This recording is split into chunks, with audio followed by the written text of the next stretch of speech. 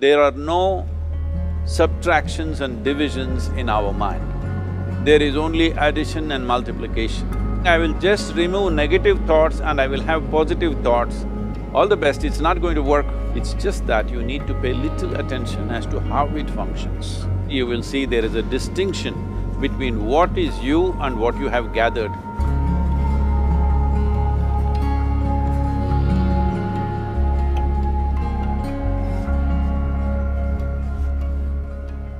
Well, see the way the question is asked and also the way normally it's addressed is, people think there is something called as negative thought and positive thought.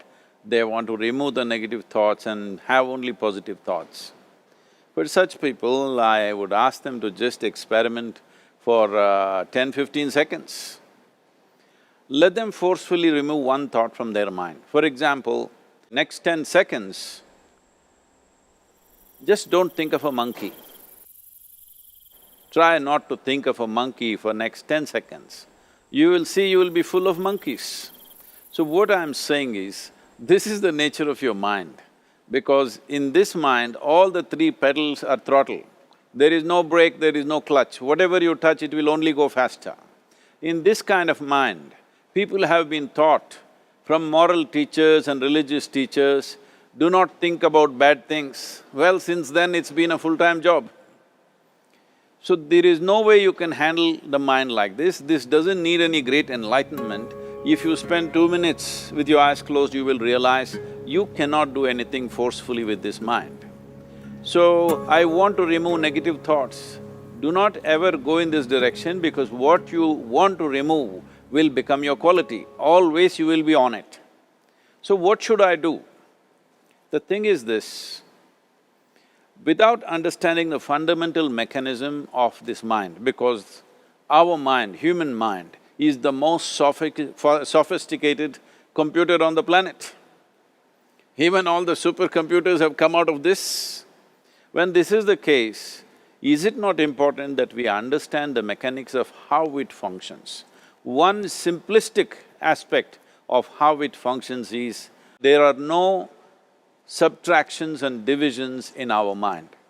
There is only addition and multiplication. If you try to do something with it, it will say one more. If you try hard, it will multiply into many more. In this mind, you don't try to identify what is positive, what is negative and try to remove it.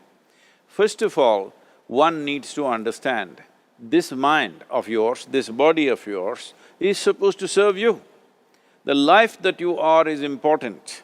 Body and mind are vehicles that must serve us. If you sit in a vehicle, it must go where you want to go. If it goes to its own destination, what is the point of such a vehicle? It's just a nuisance. Right now, most human beings are unfortunately experiencing this fantastic possibility of human mind as a nuisance, as a troublesome thing. Well, this is the most beautiful thing you have. It's just that you need to pay little attention as to how it functions. One simple thing is this. First and foremost process is, that's why we put out this process called Isha Kriya. This is to distance yourself from your physiological and psychological process. There is something called as you which exists.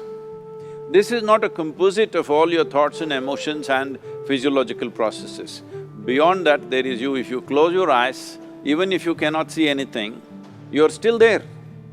It is through the window of your eyes that you're looking out, but if you close your eyes, it doesn't mean that you don't exist, you still exist.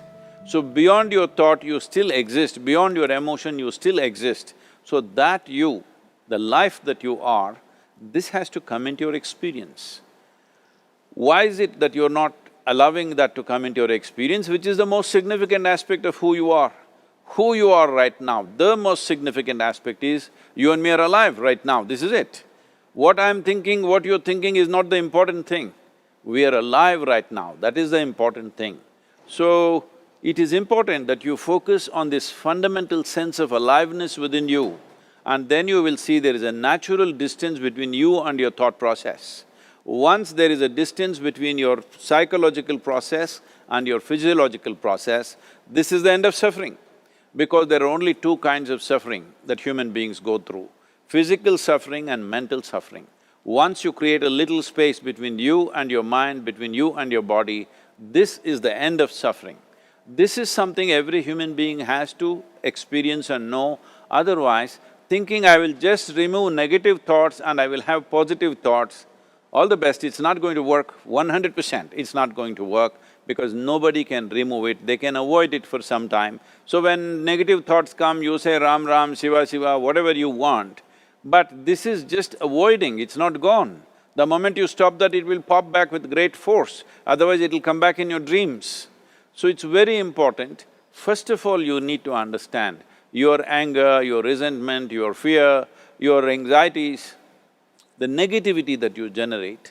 Generally resentment, anger, it is always directed towards somebody.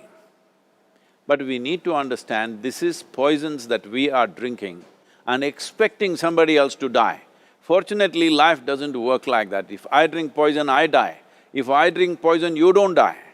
So, we need to understand this. When I say poison, today you can have yourself chemically analyzed. Right now, what is your blood work, what it says?